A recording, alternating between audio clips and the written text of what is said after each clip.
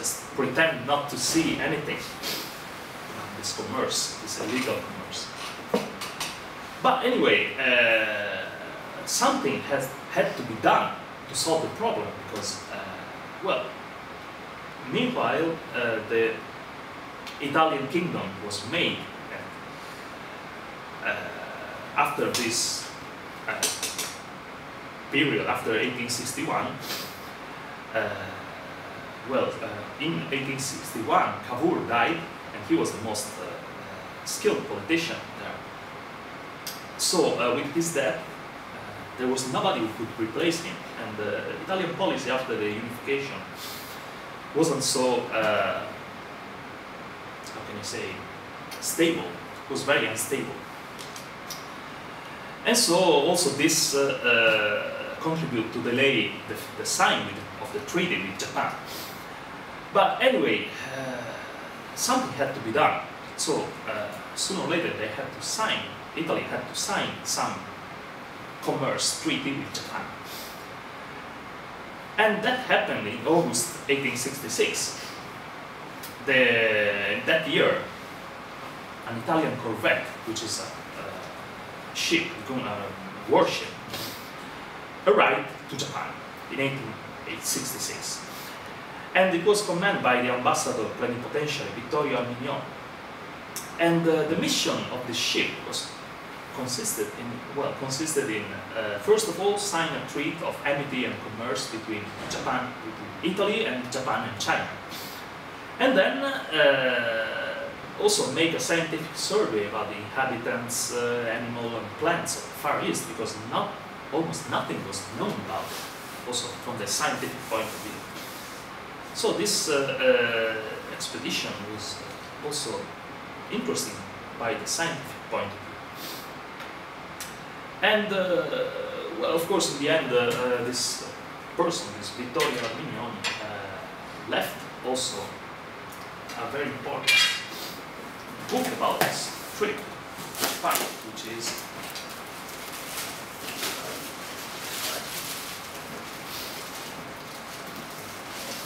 which is this one. It's a very old book, but if you want, you can see it. And this book talks about this mission in 1866.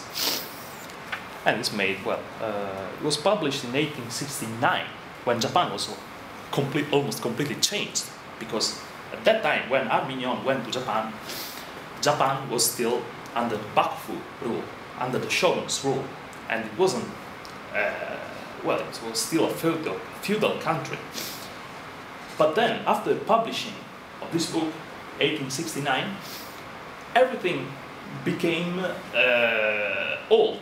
So after 3 years, this book was already old, was already,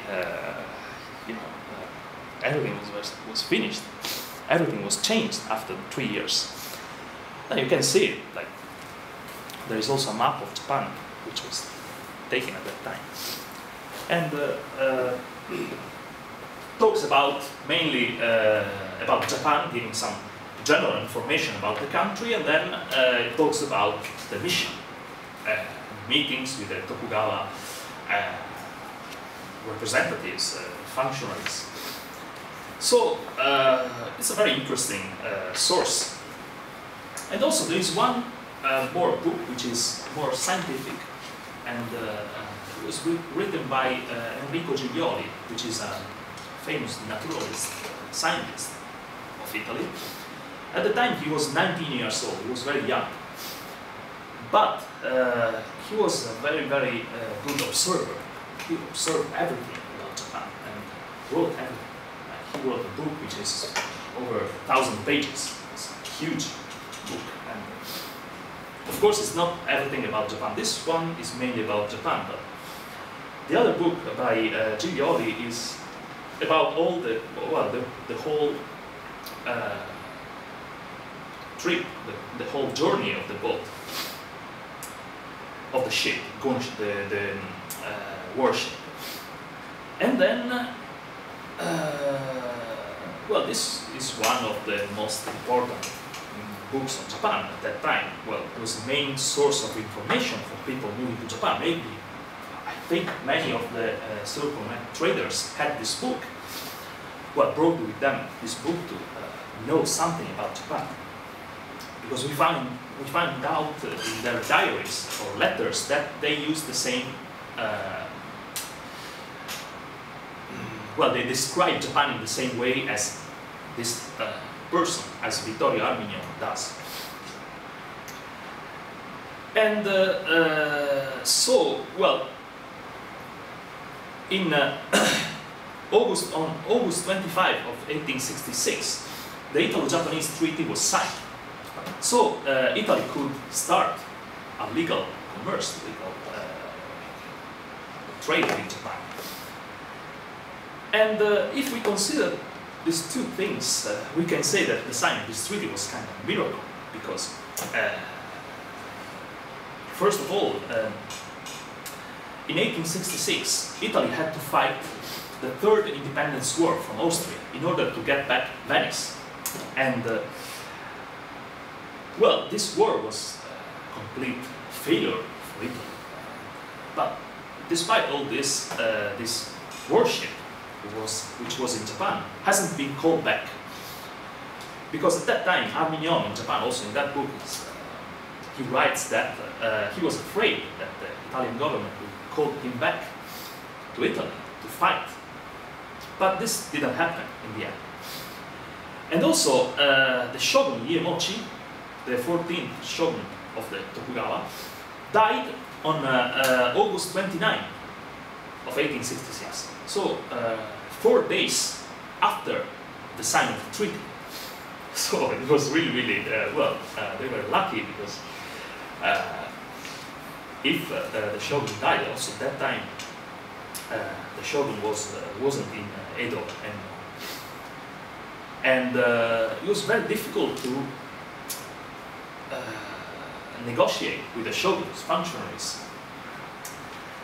And so the Armignon and his crew and the other people who came from Italy had to ask for the help of the French people to get in touch with the Bakufu, with the shogun, because the French were on the shogun's side.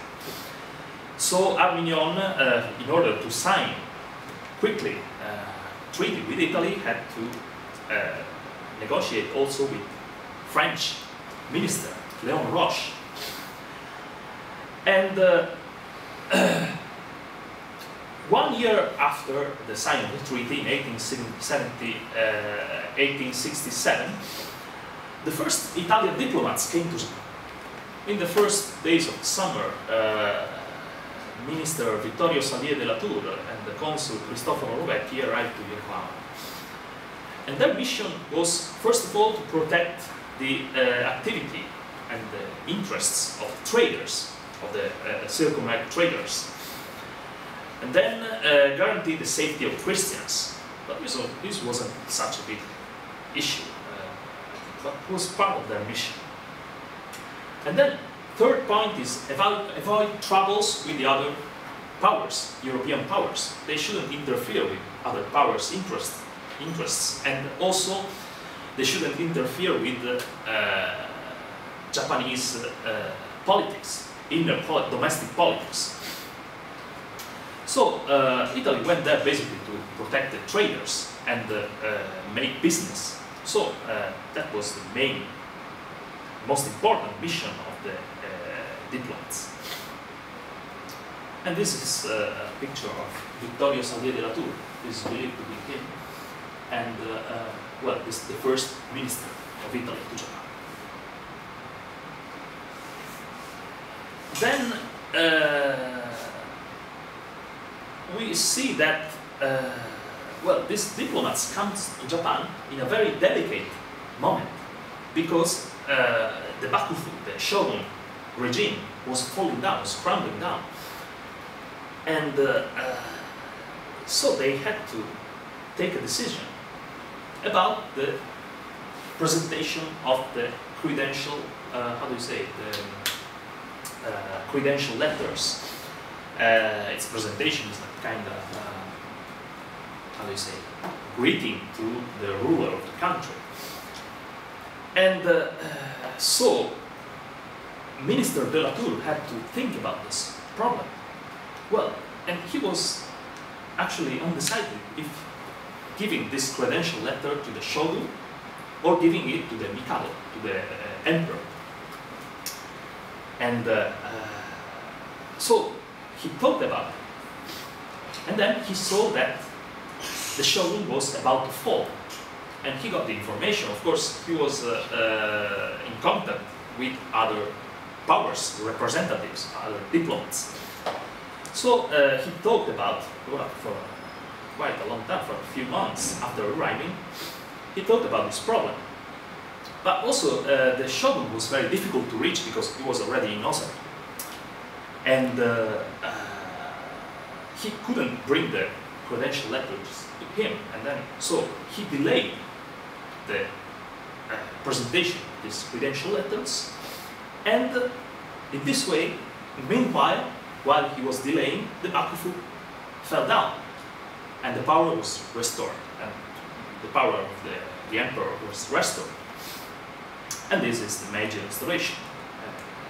Then, in the end, he could bring the credential letters just to the emperor.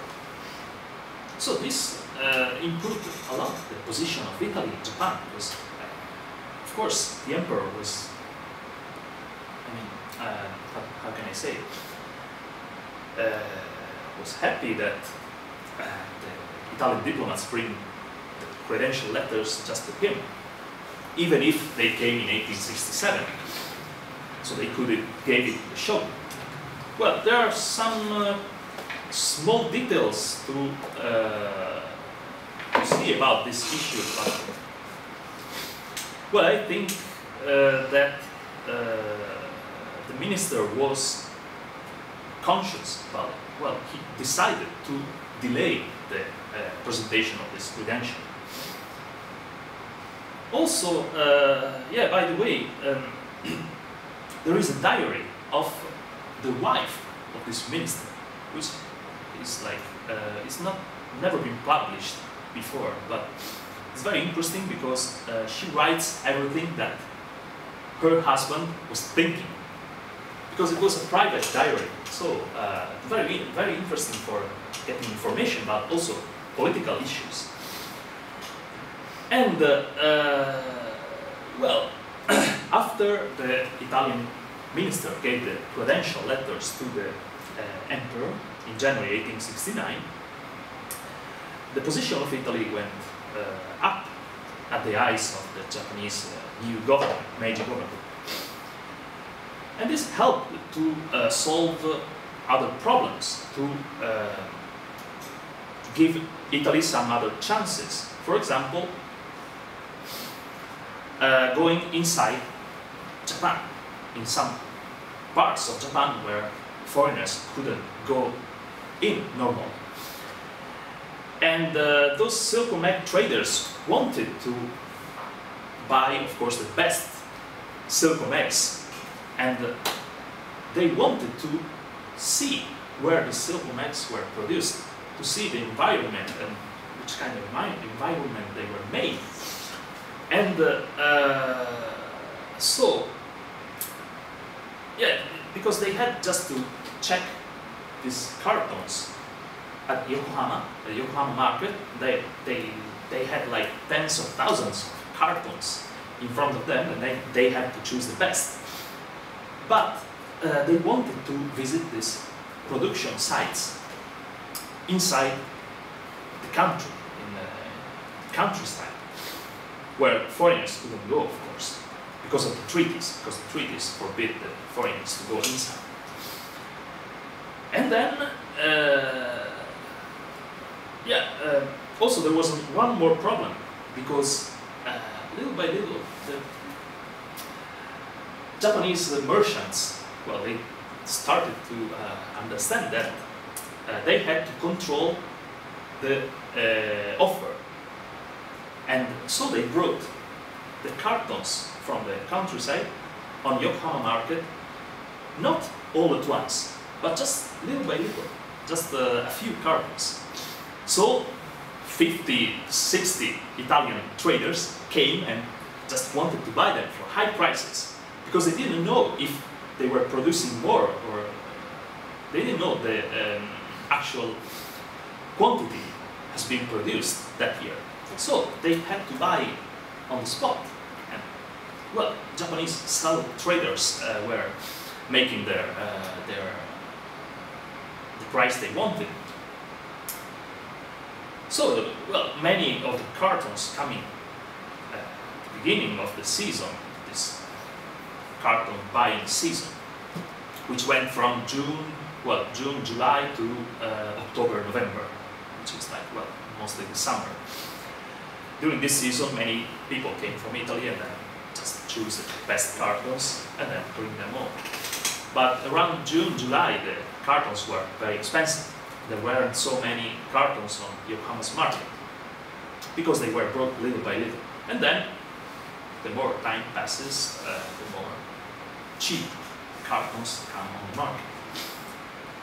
So Japanese were controlling the offer. And by doing so, they could sell the cartons at high prices. And also the competition contributed to raise the prices even more. And then, many times, the Italian traders tried to convince the Italian minister to negotiate with the Japanese government and let them go inside the country. First of all, they tried an expedition to Niigata in 1868, which means that Boshin Wars were still going on at that time. Boshin Wars means the Civil War of 1868 between the how do you say, Satsuma Choshu Tosa Hizen and the shogun's loyalists were fighting, especially in northern Japan. And Niigata was one of the theaters of the battle. So it was very dangerous to go there at that time. But no matter the danger, they wanted to go anyway, and they went, actually. They rented a boat and they went to Niigata to get some cartons. But in the end, it happened to be a failure because many of the cartons has been took away by the Satsuma and Choshu after the occupation of Niigata. So this Italian, they bought the cartons, but they lost everything. And nothing happened to them. And well, they just lost a lot of money, which was after maybe 3 or 4 years of negotiation with the Japanese government, it was recovered once again. Anyway, after this Niigata trip, which was a failure, the Italian minister decided to organize an expedition to Italian silk districts. And, well, actually, he could get a permission, the minister, Comte de la Tour, could get a permission from the Japanese government to go inside, mainly in Joshu, which means Gunma prefecture, more or less, actual Gunma prefecture. And this fact, the fact that the Italians got this chance, first angered a lot the British ministers, because,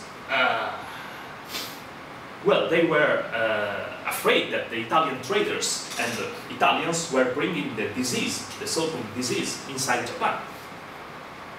And by doing this, of course, the British, they exported from Japan raw silk.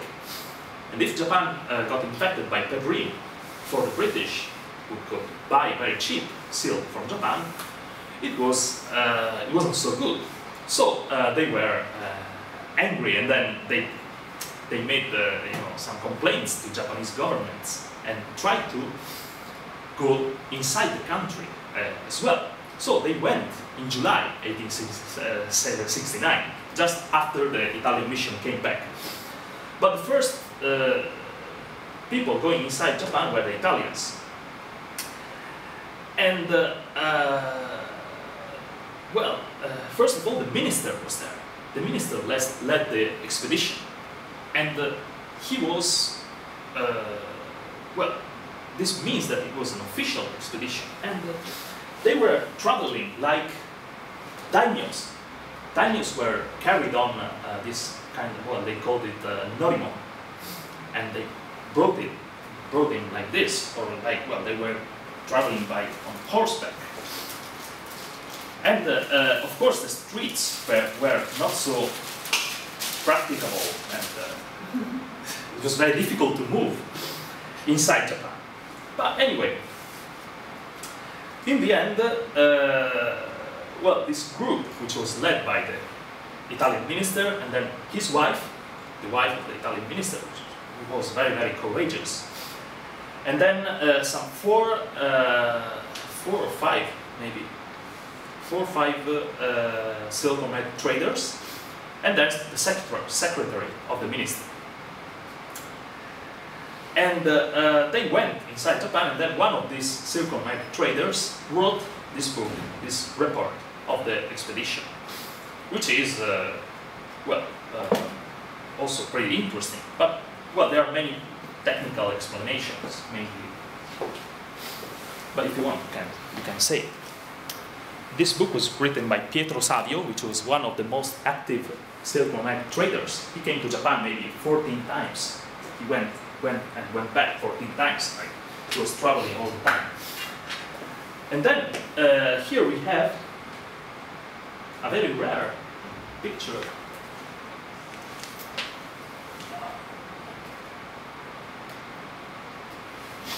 of the group, of the expedition. Well, it's not very clear because it's a very old picture.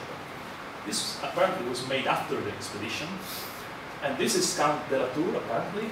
And then we have Baron Galvagna, which is the secretary of the legation.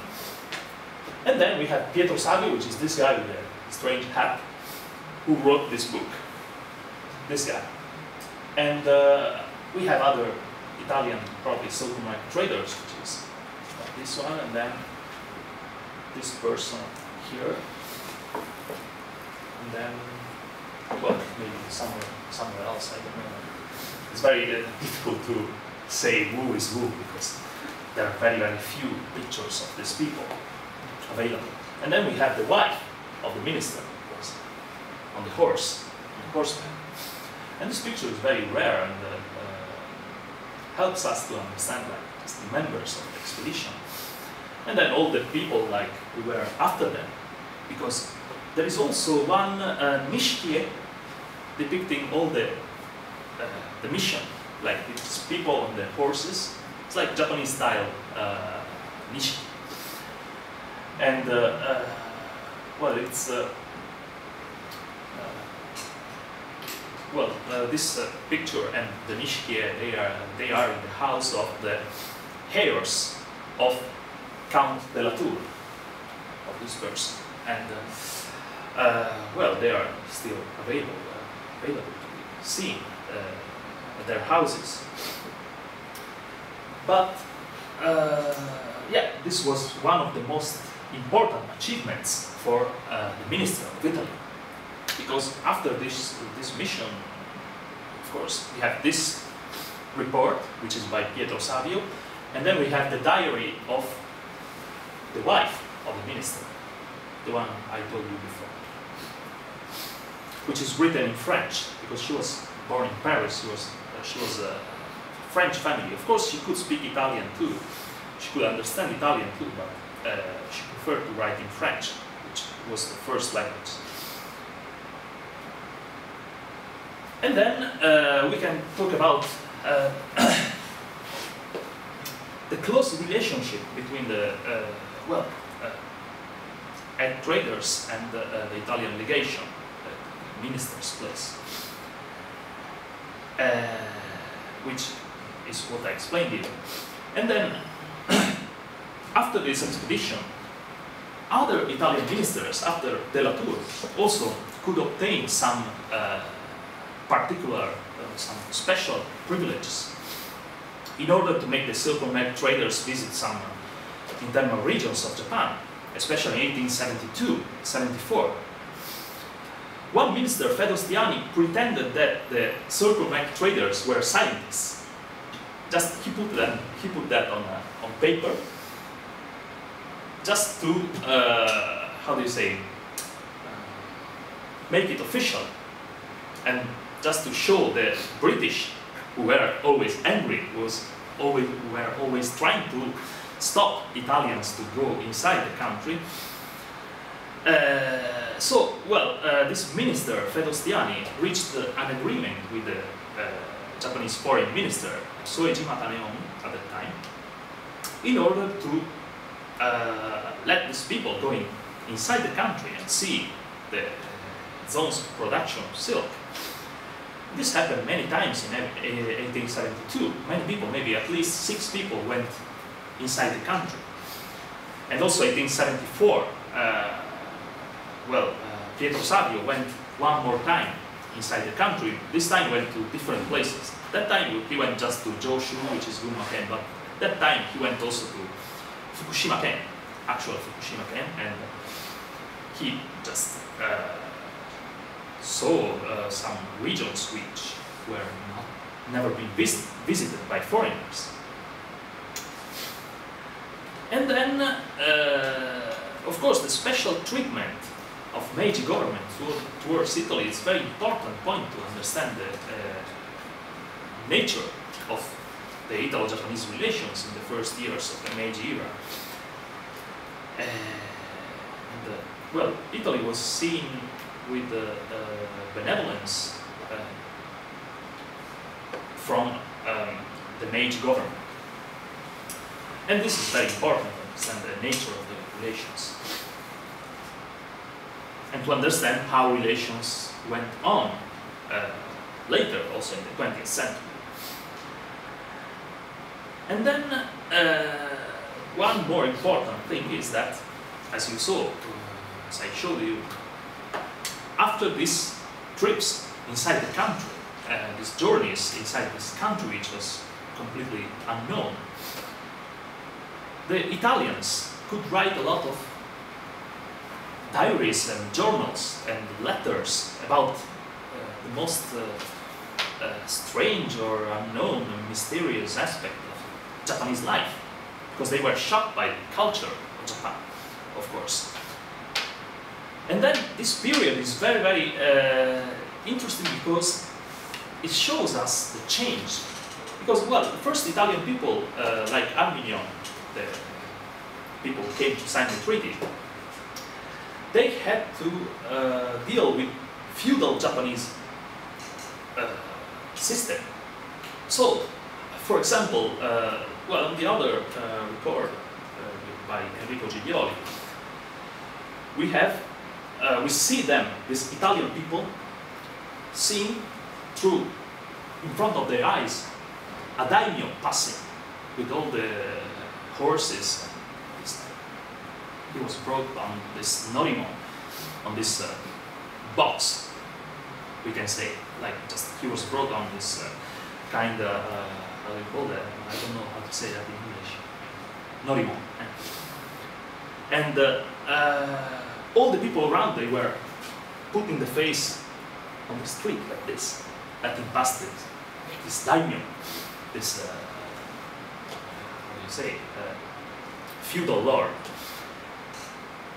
And of course, many times, of course, the famous Namamugi Jiken, foreign British man crossed some daimyo's procession, and he was cut by katanas. So every foreigner at that time was afraid to get the same treatment. And so we see many Italians seeing Japanese feudal Japan, and then also Meiji Japan, when everything started to change. So the sources that they left are very important because they show us how Japanese system, Japan itself changed in the years between 1867 and the 1880s. We find a totally different Japan and Japanese people too. And in conclusion, we can say that the epidemic of